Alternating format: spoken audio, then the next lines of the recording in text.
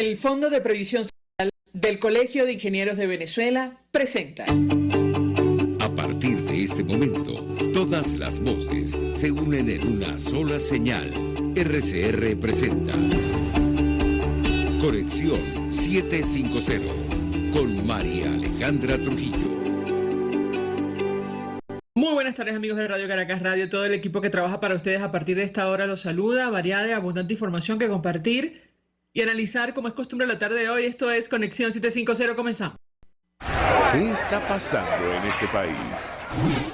Y saludamos a nuestra invitada de esta hora, la doctora Maritza Landaeta, coordinadora de investigación y docencia de la Fundación Bengoa. Doctora, gracias por atendernos. Muy buenas tardes. Buenas tardes, María Alejandra, a ti, a todo tu inmenso público y equipo de trabajo.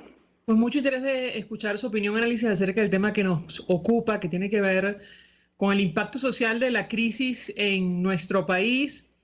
Y yo le pedí un comentario, la veía hace algunos días hablando acerca de la niñez, de la nutrición en Venezuela, y recordaba esa declaración justo en momentos en los cuales Nicolás Maduro asegura que las mujeres, bueno, tienen que las invitaba a tener más hijos en las actuales condiciones. ¿Qué puede decirnos? La escuchamos. Bueno, mira, nosotros en nuestro trabajo, que realmente evaluamos también embarazadas, vemos que la situación de las embarazadas en el país está bastante complicado.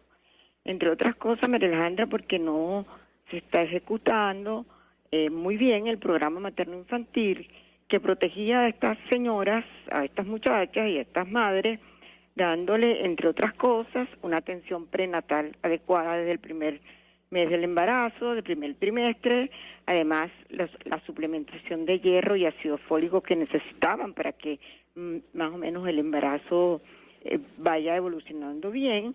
Y como tú sabes, la crisis alimentaria y la imposibilidad de acceder a alimentos ha limitado el consumo de alimentos en todos los grupos, especialmente en los grupos más necesitados, porque dependen básicamente de un programa y no tienen acceso a los alimentos porque no tienen ingreso.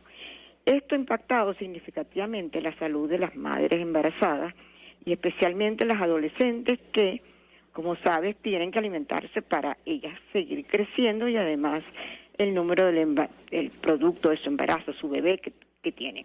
¿Qué ha pasado en Venezuela? Bueno, esas madres jóvenes realmente más o menos se estima que están entre el 20 y 25% de los embarazos que se producen en el país. Y desde luego ellas son muy vulnerables a los problemas nutricionales. ¿Qué se ha observado? Bueno, que estas madres comienzan el embarazo con deficiencias de peso y transcurren su embarazo en estas condiciones y llegan a tener unos bebés que realmente nacen a veces con bajo peso. Entonces, ¿qué hemos encontrado en las embarazadas? Bueno, que tienen desnutrición en un porcentaje importante, dependiendo de la zona, que conseguimos con problemas nutricionales. Hay problemas de deficiencia de hierro, se estima que el 27% de estas embarazadas tienen anemia, y además estas niñas cursan su embarazo con deficiencias de calcio, con deficiencias de vitaminas, y desde luego esto va a repercutir en todo lo que llamamos los 1000 días del embarazo, que es lo que debe recibir de realmente ese niño que está en ese útero para que pueda nacer en buenas condiciones. De hecho, usted ofrecía algunos datos y quisiera contrastarlo con usted. Decía en una declaración esta semana, estos días, perdón, la agravante de este porcentaje de niñas, adolescentes embarazadas, es que muchas son menores de 14 años. Sí. Y de ese 25%, al menos 20% presenta desnutrición. ¿Qué puede compartir con nosotros, doctora? La escuchamos. Sí, fíjate, ¿cuál es el problema también que existe? En Venezuela no hay un programa de educación sexual para estas jóvenes. Y el riesgo de ellas salir embarazadas es muy alto porque no tienen dónde acudir para utilizar un método anticonceptivo. Además, eso, mira, hay un gran esfuerzo que se está haciendo por parte de las organizaciones humanitarias que atienden este problema, pero eso es insuficiente. Realmente se necesita que el Estado pueda reactive sus programas y pueda dar este apoyo para evitar que estas niñas, que como sabemos, la mayoría inicia sus relaciones sexuales muy temprano, puedan estar protegidas. Ese es un factor que agrava significativamente la situación de estas niñas que comienzan. Fíjate, nosotros la semana pasada, en una zona aquí de Caracas, una niña de 16 años ya con 4 embarazos. Y eso es frecuente en el país. Claro, es decir, tener 4 embarazos a los 16 años, fue madre por primera vez seguramente entre los 11 y 12 años, ¿correcto, doctora? Exactamente. Y muchas de estas niñas vienen de madres que ya también fueron madres adolescentes. O sea que esa es una forma de reciclar la pobreza. Estas madres adolescentes abandonan su formación educativa, ellas entran entonces en este vorágine de lo que es la pobreza y realmente terminan a veces en muy malas condiciones. Pero además, otro agravante del tener tantas jóvenes en esta situación y en situaciones alimentarias deficientes es que ellas tienen un alto riesgo de complicación en su embarazo y del parto, y muchas de estas niñas, bueno, hasta mueren en el momento del parto y por eso también influyen en todo lo que es la mortalidad materna. Ahora, yo quisiera aclararle a la audiencia, doctora, por qué es tan grave este índice de desnutrición en las adolescentes, en las embarazadas en nuestro país, el impacto que esto tiene para los bebés. La escuchamos. Realmente, en la medida que la desnutrición en el niño ocurra muy temprano, es decir, durante la gestación, el riesgo que tiene ese niño de un desarrollo con limitaciones y que pueden llevarlo a incapacidades es mayor. Por eso es que proteger a la madre durante el embarazo y durante los primeros 1000 días para que pueda dar una lactancia materna adecuada, que el niño pueda recibir realmente la atención que requiere en cuanto a sus inmunizaciones, pero igualmente la madre pueda recibir los nutrientes que necesita y las vitaminas y minerales que ella necesita para poder tener una lactancia materna exitosa. ¿Cómo lo puede obtener? A través de una alimentación balanceada y de que se mantengan estos programas de protección a la madre embarazada. Si no, el riesgo del producto de ese embarazo es muy alto, no solamente que tenga un retardo de crecimiento, que como vienen todos los que estamos investigando en el país, se ha observado que ese porcentaje está subiendo cada vez más y hay reportes de Cáritas que, por ejemplo, consigue hasta 30% de retardo de crecimiento en los niños. Ese retardo de crecimiento tiene mucho que ver con los niños, cómo están creciendo los niños durante su primer año de vida. Entonces, ¿qué es lo que pasa? Que nosotros tenemos que abordar el problema nutricional bien temprano para lograr que tengamos niños bien formados, niños que puedan tener un desarrollo adecuado y que tengamos un futuro de niños en el país que mañana van a ser adultos productivos, que puedan terminar sus carreras universitarias y todo esto. Esto realmente, por eso es que la atención de nosotros es vamos a proteger a esa madre y a ese niño durante los primeros 1000 días de vida para poder garantizar tener unos venezolanos de primera. Doctora, tenemos que hacer una pausa para la publicidad. Al regreso quisiera referirme a las razones, los factores que inciden en la desnutrición en nuestro país, lo que ustedes han identificado. Al regreso le doy la palabra para contestar. Ya venimos. Usted está viendo Conexión 750 con María Alejandra Trujillo. Solo por RCR 750, porque lo bueno une. Puedes seguirnos en nuestras redes sociales. En Twitter, @RCR750, la radio que se... Mensaje del ingeniero José Peraza, tesorero del FONPRES CIB. Estimado colega ingeniero arquitecto y profesional afín, el Colegio Ingeniero de Venezuela y el Fondo de Previsión Social, preocupado por la salud de tu familia, ha diseñado un sistema de salud integral que coloca a tu disposición y que contiene asistencia primaria de salud, ambulancia, hospitalización, cirugía, oftalmología, dermatología, fisioterapia, psicología, odontología, farmacia y funerario. Para mayor información, visítanos a nuestros portales cib.net.be, fonprescib.net.be, Colegio de Ingenieros de Venezuela, construyendo futuro. El que sabe de sabor sabe de saber que Del Corso es la clásica pastelería italiana de Caracas, Qué ricos sus dulces típicos tradicionales, como los auténticos cannoli, la sfogliatella o la cola de langosta, no tienen comparación. La pasta seca de almendras y chocolate o su gran variedad de tortas, cumpleaños, bodas, bautizos o comuniones, reuniones familiares o eventos corporativos. Teléfonos 0212-941-1971. Pastelería del Corso, la pastelería italiana por tradición y excelencia. Un espacio que analiza y debate la coyuntura política, económica y social de nuestro país.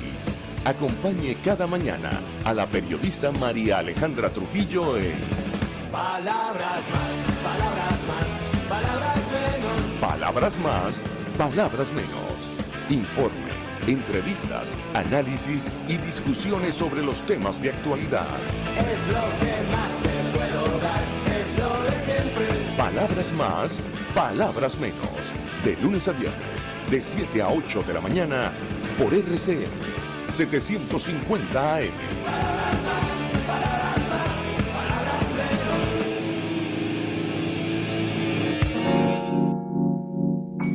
Hola, les saluda Mónica Popo y los invito a acompañarnos a Diafragma 5.6 Radio, la fotografía que tú escuchas, el único programa de radio dedicado para la fotografía y los fotógrafos. Diafragma 5.6 Radio, todos los sábados a las 11 de la mañana, por RCR, la radio que se ve. RCR 750 AM. Porque lo bueno une. El poder de la comunicación en tus manos. Conexión 750 con María Alejandra Trujillo. Solo por RCR 750. La radio que se ve. Continuamos en Conexión 750, hablando en esta parte del programa acerca del impacto social de la crisis que afecta a nuestro país. Nos acompaña la doctora Maritza Landaeta, coordinadora de investigación y docencia de la Fundación Bengoa. Yo le dejaba una inquietud acerca de los factores que ustedes han identificado en la Fundación Bengoa que están incidiendo en la desnutrición en nuestro país. ¿Qué puede compartir con nosotros? La escuchamos. El problema que debemos identificar es que el problema nutricional es un problema multifactorial, en los cuales influyen factores socioeconómicos, como ya te he comentado, el ingreso para poder tener acceso adecuado a una alimentación. Factores socioambientales, necesitamos agua potable porque el agua es la primera fuente de contaminación y de infecciones, y las infecciones están muy ligadas al problema nutricional, realmente.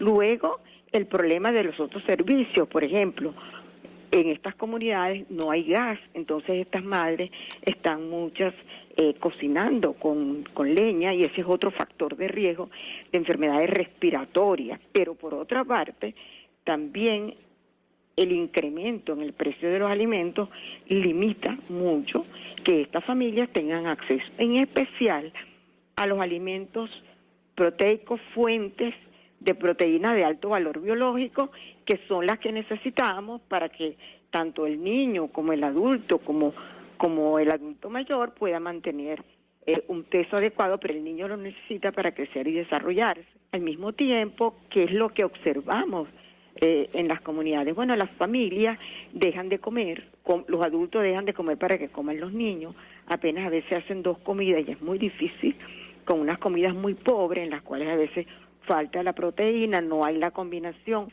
que reportan, que todos los nutricionistas abogamos porque se tenga la proteína, bien sea de origen vegetal o de origen animal, se tenga el carbohidrato y se tengan las fuentes vegetales que se puedan combinar para que tengan no solamente llenos sus requerimientos calóricos, sino también de vitaminas y de minerales, que todo esto lo necesitan para que el organismo sea funcional. Todo ese panorama complejo de falta de servicios, de falta de acceso a la alimentación, de problemas con la disponibilidad de alimentos en algunos sectores, hace que realmente el problema nutricional se vuelva complejo. Hace poco declaraba la FAO que realmente en Venezuela la situación nutricional es bien compleja y que podría agravarse de acuerdo con todo lo que está pasando en el mundo, porque si bien es cierto que usted sale a veces de unos bodegones y ve alimentos en los bodegones, no todo el mundo tiene acceso a eso. Los economistas dicen que ahí el acceso es como para un 12% de la población, pero los demás no tienen acceso. Ahora, de hecho, justo veía una declaración en la que hacía referencia nuestra invitada a este número, a esta estimación. En nuestro país, entre 10 y 12% de las familias pueden ahora mismo adquirir la canasta básica que ronda los $400. Hoy vamos a referirnos más adelante, doctora, al tema del impuesto a las grandes transacciones financieras o las transacciones en dólares. Ya hemos visto la reacción en redes sociales. Esto va a tener, ya tiene un impacto en el rubro de los alimentos. Yo le pediría un comentario sobre este tema. ¿Puede agravar o no? ¿Piensa usted la situación? ¿Es pronto para decirlo? La escuchamos. Realmente es pronto, pero si no se toman las medidas adecuadas, esto va a impactar. Ya comentaban algunos economistas, algunas personas, que ya se está observando un incremento en el precio de los alimentos. Entonces, esto va realmente, si no se toman las medidas adecuadas, va a ser que causa posiblemente de mayor deterioro, porque va a haber menos posibilidades de acceder a los alimentos. Entonces, ¿cuál es la medida? Hay que proteger a los grupos más vulnerables, en los cuales están los niños menores de 5 años, las mujeres embarazadas, los adultos mayores, y realmente el incremento posiblemente no es adecuado para ni siquiera, creo yo, el 10% de la canasta de alimentos. Ahora, usted decía en una entrevista anterior que varias organizaciones han implementado mecanismos de emergencia para atender casos de nutrición aguda en nuestro país. Sin embargo, el tema de acceso a alimentos o el abastecimiento, mejor dicho, o la información que usted contrasta con lo dicho por Delcy Rodríguez, la vicepresidenta del régimen, en la presentación de la denominada Memoria y Cuenta de la Asamblea Nacional Oficialista. Ella habló de un abastecimiento que el año pasado supuestamente rozó el 90%, y especialistas en nutrición como usted, Susana Rafali, nos decía, expresaba preocupación, porque de tomar como ciertos estos datos, bueno, las agencias de Naciones Unidas que están desplegadas en nuestro país probablemente quizás se lo piensen. Yo le pediría un comentario sobre este punto en específico. La escuchamos. Sí, nosotros realmente, tanto Susana como nosotros, como todos los que estamos en el área de ayuda y de protección, y al mismo tiempo hacemos investigación, nos damos cuenta que realmente eso no es cierto en todos los sectores de la población. A medida que nosotros vamos a la Venezuela profunda, como digo yo, nos alejamos de los centros poblados. En esa medida observamos también que ahí el problema nutricional se agrava, el alimentario, porque, mira, la frecuencia con que llega el CLAP es muy irregular. Entonces estas personas ni siquiera tienen acceso a un programa regular que pueda suplirle, como hemos dicho también nosotros, que fíjense, la bolsa CLAP puede darle a una familia de 5 miembros alimentación por 5 días, aproximadamente 1.200 calorías. Pero de ahí en adelante la familia le quedan 3 semanas del mes para tratar de ver cómo comen. Desde luego, sabemos todos que en Venezuela la gente se ha reinventado, tienen accesos a ciertos recursos por otros trabajos que realizan, pero además también es cierto que el año pasado y este año ha mejorado un poco todo lo que son las transferencias, y hay una diferencia muy importante entre una familia que recibe una transferencia mensual y una familia que no. La familia que recibe la transferencia mensual puede darse el lujo de comprar una proteína de alto valor biológico, puede comprar huevo, puede comprar una carnita para compensar su alimentación. Eso no está presente en las familias que no tienen esa compensación. Por lo tanto, nosotros todos abogamos porque en Venezuela haya una disponibilidad, y no solamente la disponibilidad, María Alejandra, sino que las familias tengan el acceso. Por eso es que nosotros decimos que el mejor programa nutricional es que en Venezuela se reactive no solamente el trabajo y que la gente pueda tener su ingreso adecuado para poder comprar, tener la libertad de elegir su alimentación. Sobre este tema del abastecimiento nos decía esto mismo el expresidente de FEDEAGRO, Achilles Hopkins, decía, depende de lo que usted defina como abastecimiento. El problema de Venezuela ahora mismo es la capacidad de compra que tienen los venezolanos. ¿Correcto? Es correcto, ese es el problema básico que hay que resolver. Sí, yo justamente cuando dieron una declaración que iban a ir de casa en casa buscando a los desnutridos, oye, yo de alguna manera dije qué bueno que el Estado esté reconociendo que hay un problema nutricional, para que puedan realmente reactivar los programas de protección al niño, que es el control de niños sanos, el crecimiento de los niños, la suplementación, y que el niño pueda tener otro programa que hay que reactivar, es el programa de alimentación escolar, que también es un gran aporte. Ahorita el Programa Mundial de Alimentos está trabajando sobre eso, pero no es suficiente. El Estado tiene que asumir su papel protagónico en esos programas de protección, porque esa es una manera como la familia también se descarga, recibe un subsidio indirecto en cuanto a la alimentación de los niños que están en los colegios. Usted decía, doctora, que los alimentos que vienen en la Bolsa CLAP ahora mismo en su mayoría son carbohidratos, las proteínas, grasas, micronutrientes están ausentes de estos paquetes que vende el Estado. ¿Eso es así? Eso es así porque, bueno, ellos a veces traen 5 carbohidratos, o sea, tienen pasta, tienen arroz, tienen, afortunadamente tienen a veces una leguminosa que tiene el problema de que la gente no la puede cocinar por el problema del gas, pero a veces traen aceite, pero la cantidad de proteína pueden traer una sardina, pero es muy baja la cantidad de proteínas que debe tener. Básicamente son carbohidratos lo que la gente recibe en gran proporción. Finalmente, doctora, el panorama para Venezuela en el corto mediano plazo, conversando justo con Susana Rafari, le pedíamos opinión sobre la preocupación de Naciones Unidas en torno al impacto en el sector alimentos que va a tener, que ya tiene la guerra en Ucrania. Allí hay 2 países que eran prácticamente los graneros del mundo, me refiero a Rusia y Ucrania. ¿Qué puede decirnos? La escuchamos. Bueno, realmente todo hace pensar que eso pueda tener un impacto en Venezuela, porque como sabemos, Venezuela es un gran importador de alimentos. O sea, nosotros nos abastecemos a través de lo que se importa, y también hay un problema básico, que los proveedores de esos alimentos, bueno, van ahora a restringir para dejar en sus comunidades y en su población los alimentos que ellos necesitan. Entonces, sí pensamos, y bueno, ya gracias a Dios que aparentemente aquí hubo una previsión de los comerciantes nuestros en tener algún abastecimiento de alimentos, y creo que eso no va a ser tan pronto, pero sí se está viendo que puede haber impacto no solamente en la cantidad de alimentos que tenemos, sino también en el precio de los alimentos, que pueden realmente subir de porque vamos a tener menos posibilidades de importar. Doctora, un millón de gracias por atendernos, acompañarnos estos minutos como siempre. Doctora, coordinadora de investigación y docencia de la Fundación Bengoa, gracias. Nosotros vamos a la pausa y al regreso venimos con más. Estás en sintonía de Conexión 750 con María Alejandra Trujillo, solo por RCR 750, porque lo bueno.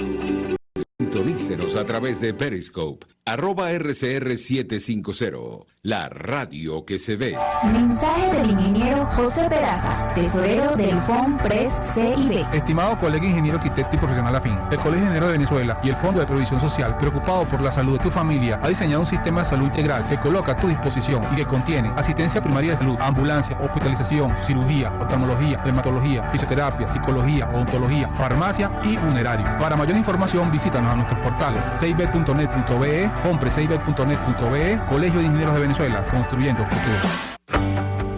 Cuando hablamos de Honda, hablamos de Distaci Motors, el concesionario Honda que pica adelante en precios, condiciones y servicio.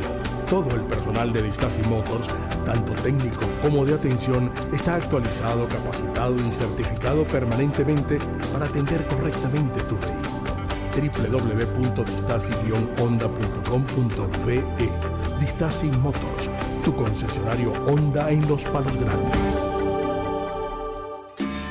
Estos tipos, que a mí lo que más me revienta y me saca la piedra es que les digan empresarios, porque no han movido un emprendimiento en su vida, pero ni siquiera del pensamiento, porque no han pensado una idea propia nunca, se convirtieron en boliburgueses a raíz de que tenían la ventaja competitiva frente al resto de los mortales de que les daban dólares preferenciales. ¿Y qué hacían? Legitimaban capitales.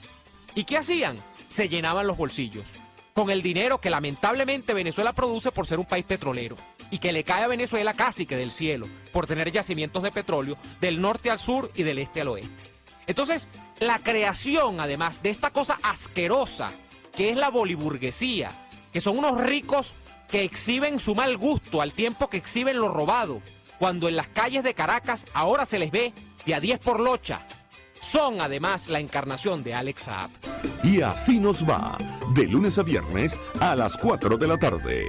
Radio Caracas Radio, porque lo bueno une. El doctor José Eduardo Troconis y sus especialistas invitados le ayudarán a obtener cada semana el secreto para mejorar su calidad de vida en RCR Salud. Usted podrá comprobar la veracidad de las tradicionales técnicas y últimas tendencias que se divulgan acerca de la salud y la medicina en nuestra sociedad. Hay mucho más dedicación y hay mucho más experiencia. Tenemos las herramientas. RCR Salud, todos los domingos, a partir de las 10 de la mañana, por RCR 750 AM. RCR 750 AM, porque lo bueno une.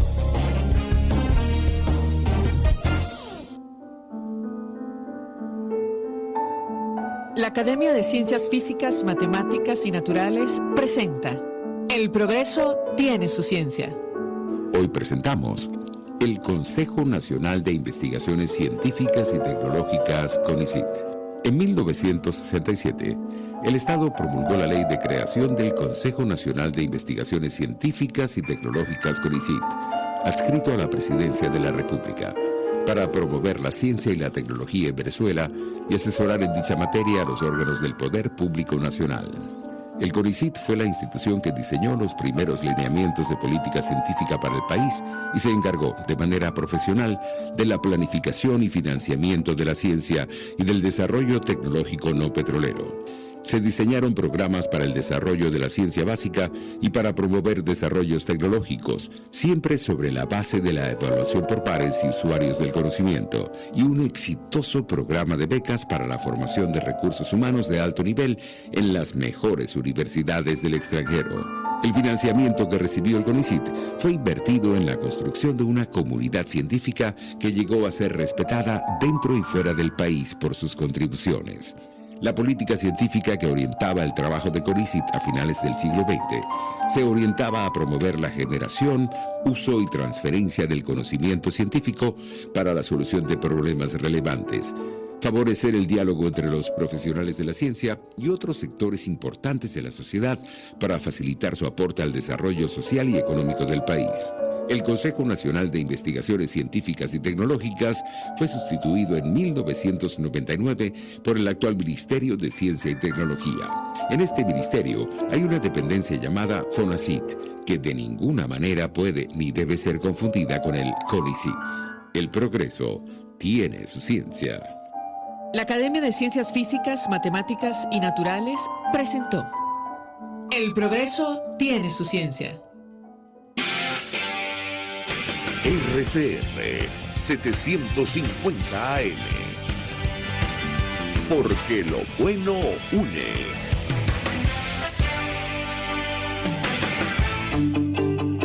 María Alejandra Trujillo te acompaña en Conexión 750, solo en RCR 750, la radio que se ve.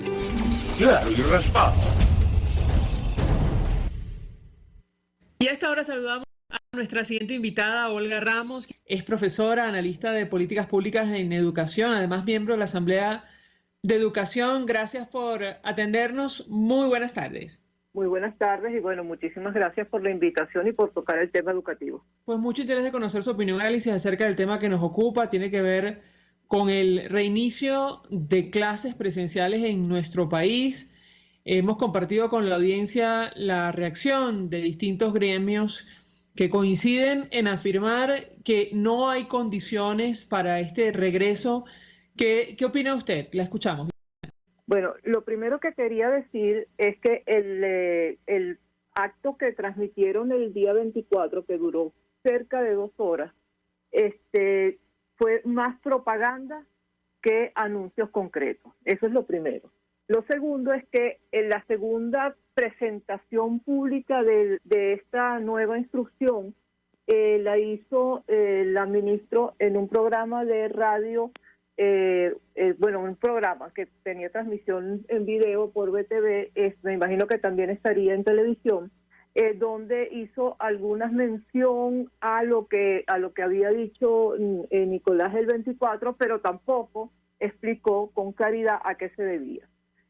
Y cómo se iba a desarrollar, porque hay una manía propagandística de decir con frases que no necesariamente significan lo que la gente entiende, afirmaciones que no son estrictamente ciertas. Voy con ese detalle. En el llamado, Nicolás dijo 100% de clases en todos los turnos. Y por otra parte dijeron, y se recogió en algunos medios, normalizar al 100% las clases.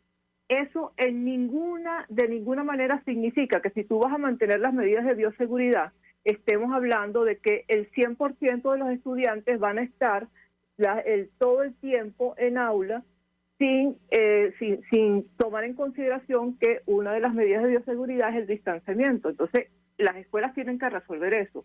Pero por otro lado, y esto ya está más dirigido a lo que tú estabas planteando como pregunta, el que se diga que se va a normalizar al 100% no significa que ayer el 100% de las escuelas en todo el territorio nacional pudieran comenzar las clases.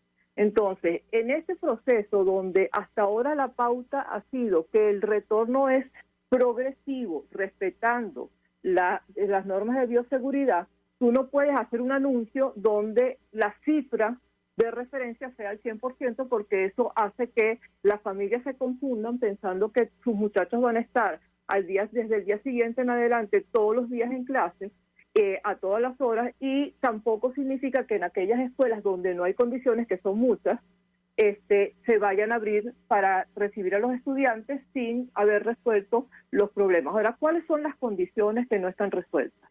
Hay condiciones en términos de servicios públicos como agua, electricidad, que se ha incrementado el problema de los apagones en las últimas semanas, el transporte y la alimentación, que no necesariamente llega a todas las escuelas, y eso ya lo sabemos, que no están garantizadas. Tú, si no tienes esos servicios, no puedes hacer que la escuela funcione de manera regular. O sea, si los estudiantes no tienen cómo llegar a las escuelas porque no hay transporte público, o los docentes no tienen cómo pagar el transporte público, pues obviamente no tienes la posibilidad de que todo el mundo asista.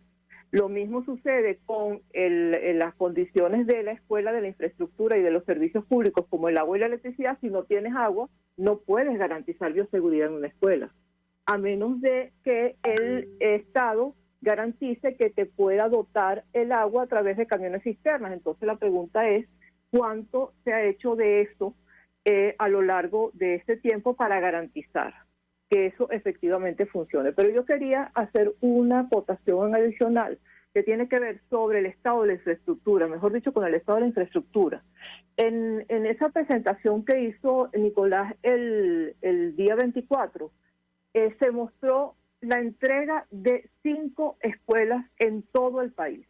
5 escuelas, de todas las que hay. O sea, estamos hablando de 29.000 planteles, y de los cuales el 84% de los estudiantes estudian en escuelas oficiales, es decir, que como el 80% puede ser escuelas oficiales, de las cuales la mayoría son escuelas nacionales, por lo que tú esperarías que las escuelas estuvieran todas en óptimas condiciones. Y se mostraron solamente 5, 2 en Caracas, 1 en Táchira, 1 en Falcón y 1 en Miranda. Esas escuelas habían recibido mantenimiento mayor, y en algunas de ellas dijeron, por ejemplo en la del Táchira, una de las personas que habló dijo que esa escuela tenía 30 años de abandono. Cuando uno escucha una cifra como esa, cuando ve hay un video de la escuela, de la primera que se entregó, que fue la Francisco Pimentel, que fue donde se hizo el evento, hay un video donde se muestra cómo dicen ellos que la recibieron hace unos meses y lo que hicieron para hacer las reparaciones. Y yo mientras estaba viendo esa presentación me preguntaba, pero hace 30 años significa que durante estos 23 no hicieron nada. Y si estamos hablando de la Francisco Pimentel, que estaba en esas condiciones tan deterioradas, me pregunto yo, ¿cómo es que la recibieron hace unos meses? Entonces hay un problema en términos de que si se maneja la información oficial solamente como propaganda, que fue lo que se hizo en ese momento. Además se dijo que se iba a hacer un balance de una gota de amor para mi escuela y no hicieron ningún balance. Uno dice, bueno, si no hay información pública, ¿cómo sé yo que efectivamente las escuelas están en condiciones? ¿Cuántas escuelas están efectivamente en condiciones? ¿A cuántas no se les está cayendo la infraestructura? Porque si hay escuelas que ellos reconocen que estaban abandonadas desde hace 30 años y ellos no hicieron nada durante estos 23, pues obviamente está claro que lo que se ha dicho durante mucho tiempo, que es que el programa de mantenimiento y renovación de la infraestructura escolar ha estado totalmente abandonado y no ha funcionado como es. Entonces, hace falta información oficial que diga con precisión cuántas escuelas están, en qué condiciones están, cuál va a ser la inversión. Y con respecto al tema de la inversión, quiero agregar otra cosa más, y perdóname que me alargue con esto, pero en medio de esa presentación, Nicolás le dice a la ministra que le pida los reales, además en un tono así como muy informal, que le pida los fondos para entonces hacer la renovación de la infraestructura y hacer el mantenimiento de la infraestructura. Y la pregunta es,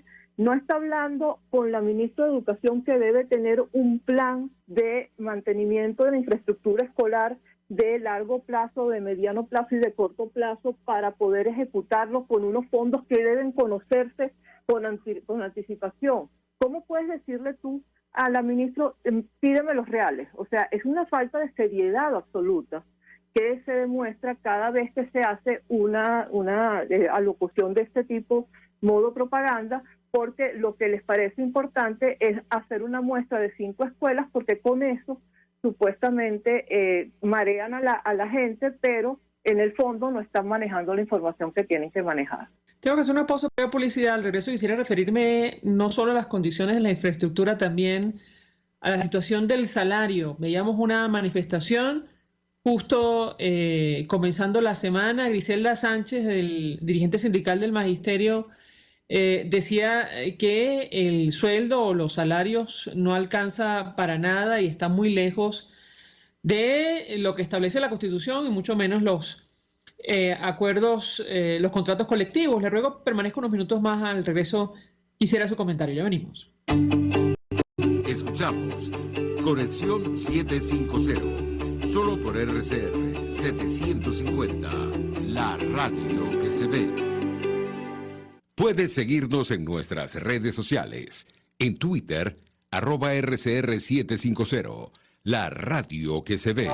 Mensaje del ingeniero José Peraza, tesorero del FONPRES CIB. Estimado colega ingeniero arquitecto y profesional afín, el Colegio de Ingenieros de Venezuela y el Fondo de Previsión Social, preocupado por la salud de tu familia, ha diseñado un sistema de salud integral que coloca a tu disposición y que contiene asistencia primaria de salud, ambulancia, hospitalización, cirugía, oftalmología, dermatología, fisioterapia, psicología, odontología, farmacia y funerario. Para mayor información, visítanos a nuestros portales ceibet.net.be, fonpresceibet.net.be, Colegio de Ingenieros de Venezuela, construyendo futuro. Llegó a Caracas el Paraíso Dental. Restauraciones estéticas y de conductos, cirugías, prótesis, ortodoncia, periodoncia y odontopediatría. La doctora Sonrisa, de la mano de Paraíso Dental, llegó para hacer de Caracas la ciudad de las sonrisas más bellas. Estamos ubicados en la Plaza Madariaga de El Paraíso, en el Centro Comercial Plaza Páez, nivel PO, consultorio Paraíso Dental. Comunícate con nosotros a través del 0212-481-9776, 0424-320-4222 y síguenos en Instagram como @DRA_sonrisadm y @Paraíso Dental. Somos el Paraíso Dental. RCR 750 AM, porque lo bueno une. El poder de la comunicación en tus manos. Conexión 750 con María Alejandra Trujillo. Solo por RCR 750, la radio que se ve. Continuamos en Conexión 750 hablando acerca del regreso a clases presenciales en nuestro país. Nos acompaña alguien que conoce perfectamente el tema. Olga Ramos es profesora, analista de políticas públicas en educación, forma parte de la Asamblea de Educación, y yo le he dado una inquietud que tiene que ver con las reivindicaciones salariales. ¿Qué puede decirnos sobre este punto en específico? Vimos una manifestación de los docentes de primaria, secundaria, pero también ocurre algo parecido con los profesores universitarios. ¿La escuchamos? Mira, en términos salariales, la situación de los docentes, tanto de los de educación básica, que incluye inicial, primaria y media, como los de educación universitaria, es excesivamente precaria y es inaceptable, sobre todo por el rol que están jugando. En estas declaraciones que hicieron tanto Nicolás como la ministra, hicieron mención a que el salario se ha mejorado y que se está avanzando hacia el salario digno. Y en la locución del 24, Nicolás dijo que se había firmado unos acuerdos con los gremios docentes. Sin embargo, el nuevo contrato colectivo no está firmado. Una cosa es que el Estado diga que va a mejorarlo y que con eso se llegue a por lo menos una comunicación con los gremios, y otra cosa muy distinta es que se firme un contrato colectivo que establezca un aumento salarial. Lo que nosotros hemos sabido en estos días es que los docentes están muy preocupados porque muchos de ellos durante la pandemia han tenido que trabajar en actividades complementarias o diferentes a las de docencia para poder ganar lo suficiente como por lo menos para comer. Si se mantiene el llamado a que las actividades tienen que ser 100% en todo el horario, pues muchos docentes tendrán que escoger entre seguir ejerciendo la docencia o seguir dedicándose a la actividad complementaria porque tienen que mantenerse, comer y darle de comer a su familia. Y hasta ahora hemos visto que hay muchas protestas por parte de los docentes que no se terminan por el anuncio que se hizo el 24 y que en algunos casos se registraron pagos irregulares. Es decir, tenían que hacerle el depósito de una quincena y no se depositó completa, sino que se depositó el resto unos días después. Entonces los docentes tampoco pueden planificar tomando en consideración que van a recibir unos fondos si los reciben de manera irregular. Entonces, la situación es muy grave. Ahora, Griselda Sánchez ofrecía unas cuentas, no sé si se aplica a todo el gremio de los maestros. Ella decía, por ejemplo, un docente 3 de 40 horas va a quedar ganando $82 mensuales. Bueno, decía, esto significa un aumento de 3, 4, 5 dólares hasta $82, que está muy lejos de lo que representa la canasta alimentaria y ni hablar de la canasta básica. ¿Qué puede decirnos sobre este tema? La escuchamos. Bueno, no hay mucho que agregar sobre eso. Yo creo que cualquier persona que tenga que cubrir los gastos de una familia sabe que con $82 no se puede cubrir los gastos de una familia nunca.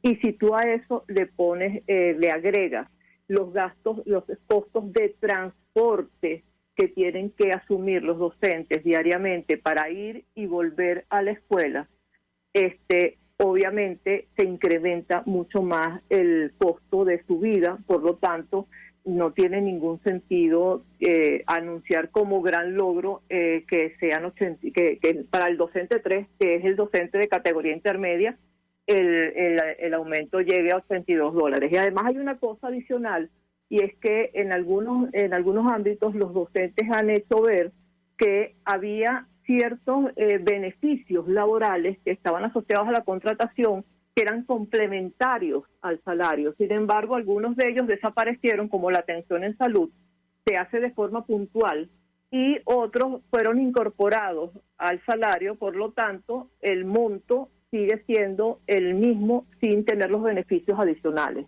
Entonces, eso de hecho es una rebaja. Entonces, ese tipo de detalles es importante que la gente los pueda tener en consideración, porque los anuncios siempre tienden a desvirtuar lo que está realmente sucediendo. Se convierte en una mala información para, como le estaba diciendo al principio, garantizar propaganda, pero no hay ninguna mejora real. Otro dato tiene que ver con el porcentaje de menores venezolanos que están vacunados contra el COVID-19. La ministra del régimen, Yelitza Santaella, hablaba de más del 70% de los pequeños en nuestro país. Hay quienes aseguran que esto no se corresponde con la realidad. ¿Qué puede compartir con nosotros? La escuchamos. Mira, sobre eso tenemos el mismo problema de la información, pero si nosotros vamos con una lógica mínima a analizar lo que está sucediendo, nosotros sabemos que para que una vacuna sea efectiva tiene que tener por lo menos 2 dosis, y las dosis están separadas temporalmente. Si comenzaron a vacunar a los estudiantes en el momento en el que lo dijeron, no necesariamente los estudiantes tienen las vacunas completas, todas las dosis aplicadas, y no necesariamente han llegado a todo el país. Sin embargo, es importante saber que una de las cosas que también anunció la ministra es que iban a continuar el proceso de vacunación. Entonces, ante un dato tan importante como ese, lo que se hubiera esperado que el ministerio publicara, por cierto que la página del ministerio no se ha actualizado desde hace semanas, pero que la página del ministerio tuviera un mapa donde dijera: en este estado, en este municipio y en esta escuela está vacunado el 30% de los estudiantes con la primera dosis, les falta la segunda dosis, y así que la gente pueda ver claramente en cada escuela cuántos niños están efectivamente vacunados, cuántas dosis tienen,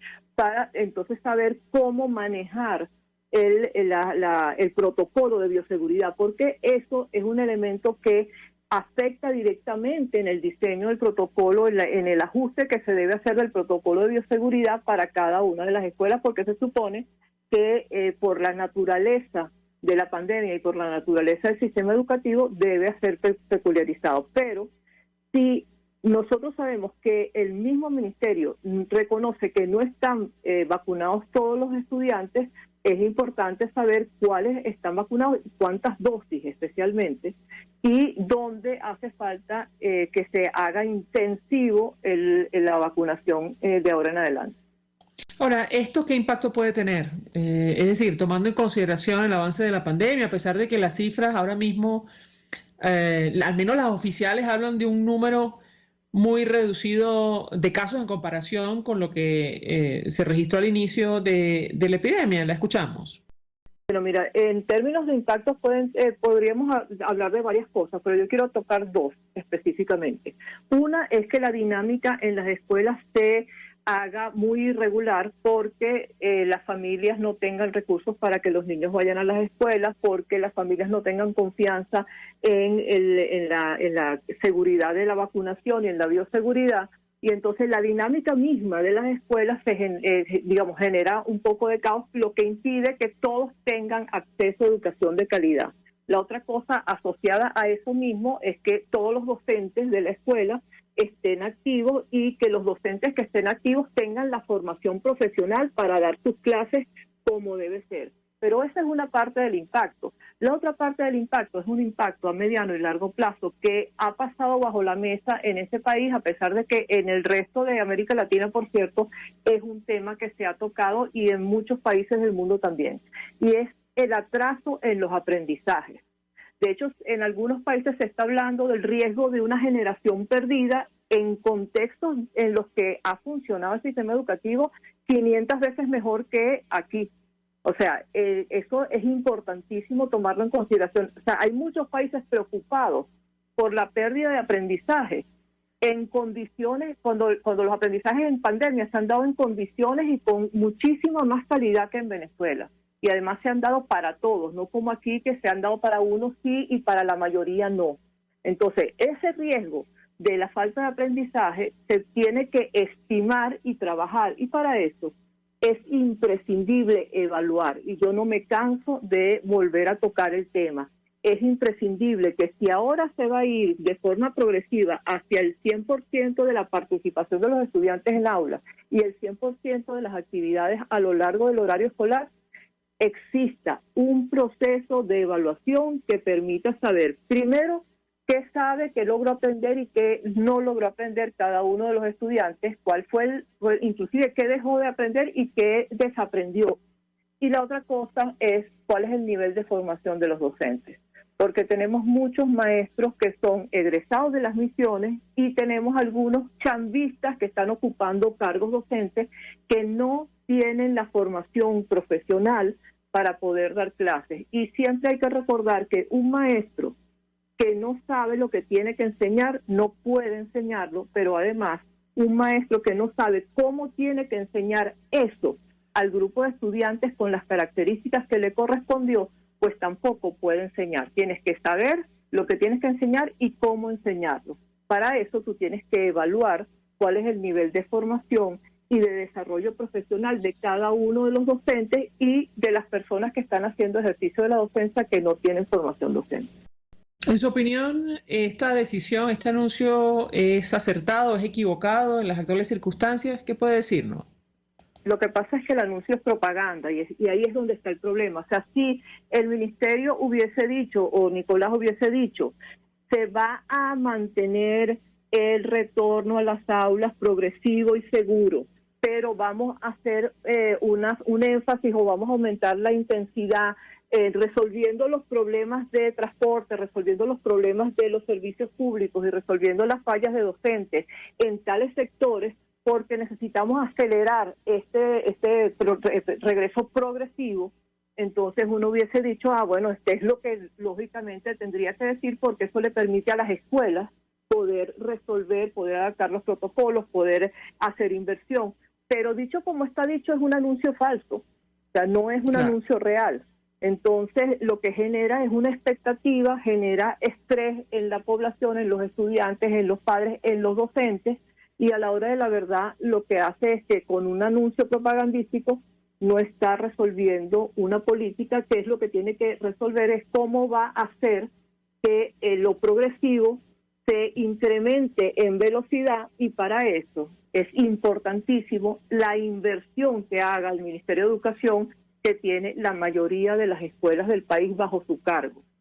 Entonces, si nosotros sabemos que no está haciendo la inversión que corresponde, pues lo que tenía que haber anunciado es vamos a invertir tanto y tenemos estos recursos que salieron de tal parte y van a ser invertidos de tal manera y se van a se va a trabajar con los servicios, con el servicio de agua, por ejemplo, en tales zonas del país donde sabemos que no hay agua cotidianamente y necesitamos dotar a las escuelas de camiones cisternas. Para eso, el día lunes, el día miércoles y el día jueves van a recibir los camiones cisternas las escuelas tal cual y fulanita. O sea, eso es lo que tenía que haber dicho. Uno pueda decir, bueno, entonces es un retorno progresivo con un poco más acelerado.